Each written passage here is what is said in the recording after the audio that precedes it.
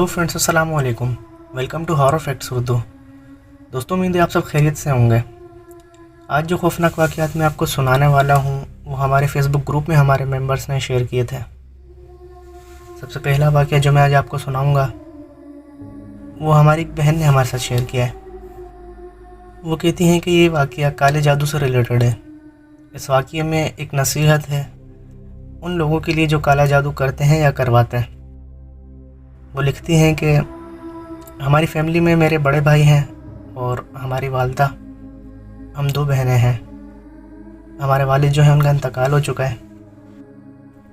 वाक़या कुछ यूँ है कि हमारे मोहल्ले में एक फ़ैमिली रहा करती थी जिसमें एक औरत थी जो कि हमारे वालदा ही की एज की थी।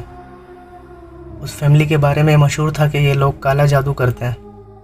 अक्सर वो लेडीज़ हमारे घर पर आती थीं, मेरी वालदा से मिलने आती थीं या कभी कभार वो खाने की चीज़ें, सालन वगैरह भी ले आती थी। मेरी वालदा उनके घर की कोई भी चीज़ हमें खाने नहीं देती थी क्योंकि मेरी वालदा को भी मालूम था कि ये तावीज़ात वगैरह करती हैं। एक दफ़ा का ज़िक्र है कि मेरी वालदा घर पे मौजूद नहीं थी, वो मोहल्ले में किसी के घर गई हुई थी और हम दोनों बहनें भी अपने घर के काम में मसरूफ़ थीं। मेरी फुप्पो हैं जिनकी शादी को 1 साल हो चुका था और वो उम्मीद से थी, वो हमारे घर पर रहने के लिए आई हुई थी। वो आंटी हमारे घर पर आई जो ब्लैक मैजिक करती थी और वो कुछ खाने की चीज़ें भी अपने साथ लेकर आई थी। उस दिन वो अपने साथ गोश्त का सालन लेकर आई और एक बोतल थी उनके पास जिसमें एक ब्लैक कलर का शरबत था। मेरी फुप्पो ने वो शरबत ले लिया और वो जो खाने की चीज़ थी, जो सालन वो लाई थी अपने साथ, वो भी रख लिया। उन आंटी के जाने के बाद उन्होंने वो सालन खा लिया और जो शरबत था वो भी 1 गिलास भर के पी लिया। अब मेरी फुप्पो की तबीयत ख़राब होने लगी।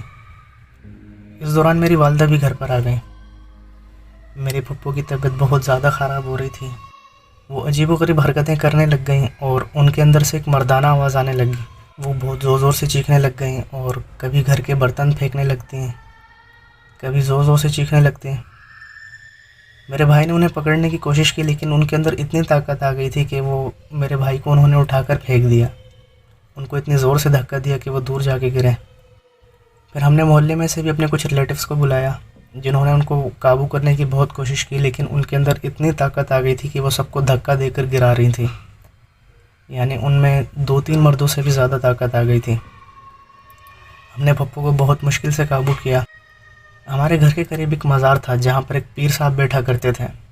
मेरी वालदा और मेरे भाई हमारी पप्पू को बहुत मुश्किल से उस मज़ार पर लेकर गए उन बाबा के पास। उन बाबा ने कहा कि इनके ऊपर किसी ने काला जादू का बहुत गंदा अमल किया हुआ है जिससे इनके पेट में जो बेबी है उसको भी ख़तरा है।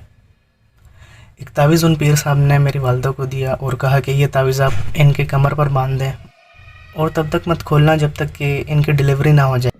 इस वाक़े के बाद मेरी फुप्पो तो ठीक हो गई लेकिन वो जो फैमिली थी उनके बारे में और ज़्यादा ये बातें फैल गई थी कि ये ब्लैक मैजिक करते हैं और मोहल्ले में जो भी लोग थे, जो भी उनके घर आते जाते थे या वो जिनके घर आते जाते थे, सब ने इस बात से उन आंटी से ताल्लुक़ अपना तोड़ दिया और उनसे बिल्कुल बात करना सब ने छोड़ दी। एक वक्त ऐसा भी आया जिससे उन आंटी के एक बेटे का इंतकाल हो गया और दूसरे बेटा जो था उनका एक्सीडेंट हो गया जिससे वो पूरी ज़िंदगी के लिए माजूर हो गया। उन आंटी का इंतकाल हो चुका है और उनके आखिरी दिनों में उनके जिस्म पर जो है एक तरह की ऐसी बीमारी हुई थी कि उनकी पूरी बॉडी पर बहुत बड़े बड़े दाने निकले थे और वो दर्द से चिल्लाती थीं। उनके चिल्लाने की आवाज़ हमारे घर तक आती थी। इस वाक़ये में ये नसीहत है कि हम किसी का बुरा करके कभी भी ख़ुद को खुश नहीं रख सकते। हमें बात मालूम नहीं है कि उन आंटी ने हमारे पप्पू के ऊपर जादू क्यों किया। एक वजह हमें ये लगी कि वो जो आंटी थी उनका एक बेटा था जिसको औलाद नहीं हो रही थी, तो हमारे मुताबिक हमें ये लगता है कि वो इस वजह से उन्होंने ये अमल किया हमारे पप्पू के ऊपर ताकि उनके बेटे को औलाद हो। इस कहानी से ये नसीहत मिलती है कि हम किसी का बुरा करके कभी ख़ुद का भला नहीं कर सकते और काला जादू जो लोग करते हैं या करवाते हैं वो दीन इस्लाम से भी खारिज हो जाते हैं। तो ये था दोस्तों वाक़या जो हमारे फेसबुक ग्रुप में हमारी एक मेंबर ने हमारे साथ शेयर किया था। उम्मीद है आप सब लोगों को ये वाक़या पसंद आया होगा। दूसरा वाक़या जो मैं आपको सुनाने वाला हूँ वो हमारे एक दोस्त जिनका नाम वक़ार बिरोई है, उन्होंने हमारे फेसबुक पेज पे शेयर किया था। ये वाक़या उनके दोस्त इमरान का है। वो कहते हैं इमरान अपने बड़े भाई के हमरा शहर से कहीं बाहर गए हुए थे। रात को आते वक्त उनको काफ़ी देर हो चुकी थी। इसी दौरान उनकी आधे रास्ते में गाड़ी ख़राब हो गई। वो रास्ता काफ़ी वीरान था, आसपास कोई और गाड़ी भी नज़र नहीं आ रही थी। उस दौरान सर्दियों की रातें थीं, सब जगह सन्नाटा था। वो कहते हैं कि हम दोनों भाई अपनी गाड़ी से उतरकर गाड़ी को धक्का देने लगे, जो कि बिल्कुल नामुमकिन सी बात थी। हम इतना ज़्यादा थक चुके थे कि अब जल्द से जल्द घर पहुंचना चाहते थे। इसी दौरान हम थक कर वापस गाड़ी में बैठ गए। अभी कुछ 15-20 मिनट ही हुए थे कि हमने देखा सामने से एक बुज़ुर्ग आ रहे हैं। उन बुज़ुर्ग के हाथ में एक लालटेन थी। ये चीज़ देखकर हम दोनों भाई गाड़ी से जल्दी से उतर गए। हमने सोचा कि इन बाबा से पूछना चाहिए कि यहाँ आसपास कोई मैकेनिक है। उन बाबा की एक अजीब बात ये थी कि जैसे ही वो हमारे पास आए उन्होंने लालटेन बुझा दी। ये चीज़ मुझे बेहद अजीब लगी। हमने उनसे पूछा कि बाबा आसपास कोई मैकेनिक वगैरह है क्या? तो वो अजीब निगाहों से हमें घूरने लगे और हमारी किसी भी बात का उन्होंने जवाब नहीं दिया। इसके बाद कुछ देर खामोशी छा गई। फिर हमने दोबारा पूछा, बाबा यहाँ पर कोई मैकेनिक वगैरह है? हमारी गाड़ी का टायर पंचर हो चुका है। तो उन्होंने हमारी बात सुनने से पहले ही कहा कि यहाँ कोई मैकेनिक नहीं है। हमने कहा, बाबा हम परदेसी हैं और यहाँ हम किसी को जानते भी नहीं हैं, हम सारी रात कहाँ गुजारेंगे? तो उन बुजुर्ग ने कहा कि मेरा घर यहाँ पास में ही है, आप चाहो तो मेरे पास रात गुजार सकते हो, मैं यहाँ अकेला ही रहता हूँ। अब हमें रात गुजारनी थी क्योंकि उस वीरान इलाके में हम सारी रात गाड़ी में नहीं गुजार सकते थे। इसलिए मैं और मेरा बड़ा भाई हम उस बुज़ुर्ग के पीछे चलने लगे। वो बुज़ुर्ग हमें एक वीरान से रास्ते पर ले गए जहाँ पर एक घर मौजूद था। जब हम उस घर के करीब पहुँचे तो हमें बहुत तेज़ बदबू आने लगी, जिस तरह से कोई जानवर मर जाता है इस तरह की बदबू। लेकिन उन बाबा को तो कोई फ़र्क ही नहीं पड़ रहा था उस बदबू से।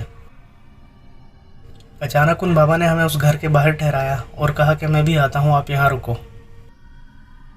वो बाबा पलट कर जाने लगे तो मेरे बड़े भाई की निगाह उनके पैरों पर पड़ गई। उस बुज़ुर्ग के पैर जो थे वो मुड़े हुए थे, यानी इससे ये बात जाहिर हो रही थी कि ये बुज़ुर्ग इंसान नहीं है। और आस्ते आस्ते उनके कान और उनके नाखून भी बड़े होने लग गए। ये चीज़ मेरे भाई ने मुझे दिखाई कि देखो ये कोई गैर इंसानी मखलूक है। ये चीज़ देखकर हम बहुत ज़्यादा डर गए और अल्लाह अकबर के नारे लगाते हुए अपने गाड़ी की तरफ भागे। जब हम अपनी गाड़ी की तरफ पहुँचे तो हमने देखा सामने से एक गाड़ी आ रही थी। हमने उस गाड़ी को रोका और अपना पूरा वाक़या उनको सुनाया। वो शख्स जो गाड़ी में बैठे थे वो बहुत नेक किस्म के आदमी थे। उन्होंने हमें हमारे घर तक लिफ्ट दी। ये वाक़या हमारी ज़िंदगी का ऐसा वाक़या है जिसे हम कभी भी भुला नहीं सकते। तो दोस्तों ये थे वाक़या जो हमारे फेसबुक पेज और हमारे फेसबुक ग्रुप पे हमारे मेंबर्स ने हमारे साथ शेयर किए थे। अगर आप भी अपने वाक़यात हमसे शेयर करना चाहते हैं तो हमारे फेसबुक ग्रुप और हमारे फेसबुक पेज का लिंक इस वीडियो के डिस्क्रिप्शन में मौजूद है। आप हमें अपने वाक़यात ईमेल भी कर सकते हैं। दोस्तों अपना बहुत ज़्यादा ख्याल रखें। मैं मिलूँगा अब आपसे नेक्स्ट वीडियो में। तब तक के लिए अपनी फैमिली का बहुत ख्याल रखें। अल्लाह हाफिज़।